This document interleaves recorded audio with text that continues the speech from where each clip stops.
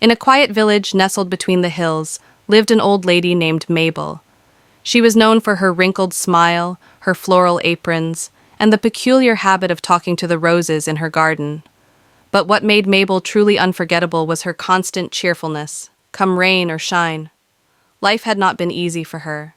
Her husband had passed away years ago, her children had moved to far-off cities, and her knees ached more with each passing winter. But Mabel had a secret she often whispered to the daisies while trimming them.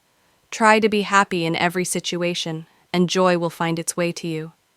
Every morning, Mabel would start her day with a cup of tea, humming a tune that only she seemed to know. Even when the power went out, or the roof leaked during storms, Mabel would light a candle, chuckle, and say, "Ah, now it's dinner by candlelight. How romantic."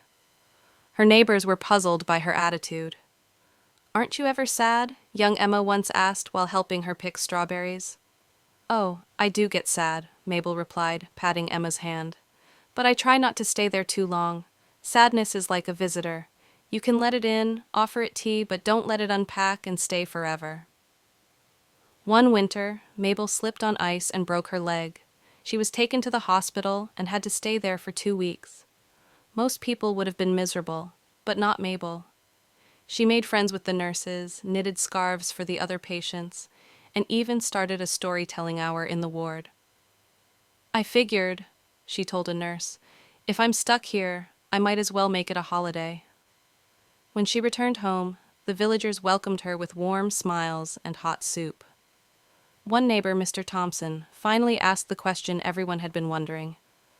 "Mabel, how do you stay happy through everything?" "Don't you ever get tired of pretending?" Mabel looked at him gently. "It's not pretending.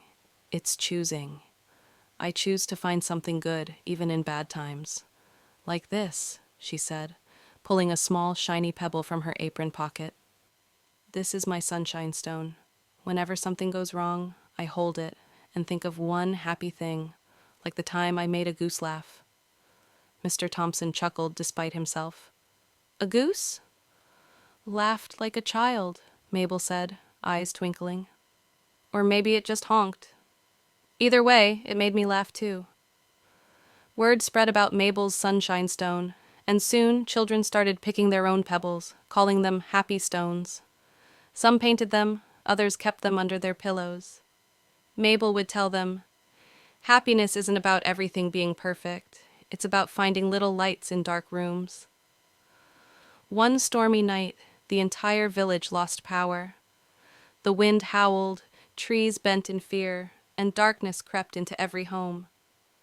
But in the heart of it all was Mabel, walking from house to house with her lantern, handing out cookies she had baked the day before. "This storm too shall pass," she said, hugging frightened children. "And when it does, we'll make stories out of it." By morning, the power was back and the storm had gone. The village, once filled with worry, now buzzed with laughter, mostly about Mabel and her soggy slippers. Years later, when Mabel grew too old to walk, she would sit by the window and still smile at the world. Her garden bloomed with love, and her stories lived on in every corner of the village. On the day she passed, a rainbow appeared above the hills, and each villager found a small polished stone left on their doorstep with a note.